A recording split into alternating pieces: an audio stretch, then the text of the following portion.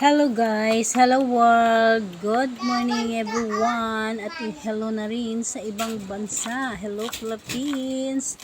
Guys, dahil araw ng linggo ngayon, magluluto tayo sa umaga ng maagahang pagluluto ko guys ng pansit canton. Ito po guys, ay maghiwa na tayo ng mga lamas, mga sangkap para sa ating paggisa ng pansit canton.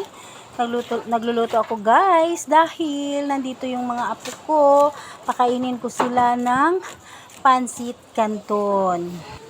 Ayan, na-prepare na po tayo, na-prepare na ang ating mga sangkap. So tayo na guys, lagyan ko siya guys ng manok. Ayan, manok. Ito po yung apo ko guys, napakakulit dahil gusto na siyang kumain ng pansit canton. Ito may bihon tayo 1 kilo at 1 kilo din ng pansit canton. Ito po ay ating ihahalo. Ito na, i-prepare na po natin ang ating pansit canton. Ayan guys. So ayan guys, maglagay na po tayo ng mantika sa ating kawali. So ayan guys, igisa na natin ang ating mga lamas. At isusunod natin ang atsal at ang karning manok. Ayan guys. Ayan po guys, nagisa na natin. Kung kayo ay gustong magluluto sa iba-iba kasi ang ating style sa pagluluto guys. So ito ay sarili ko lang pong version.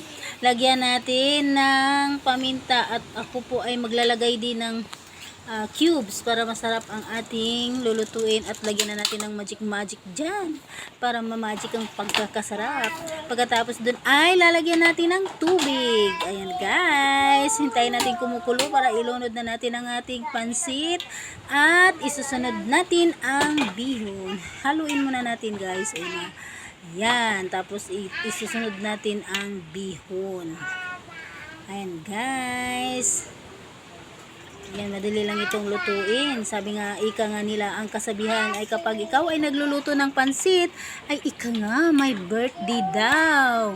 Totoo po yan mga beshi, dahil birthday po ng aking apo. Kaya wala naman tayong maraming pera. So yan, minabuti na lang na magluto na lang tayo ng pansit para makatipid tayo sa ating gastusin. Mas mura kasi ang bilihin ng pansit kaysa mag-spaghetti tayo dyan.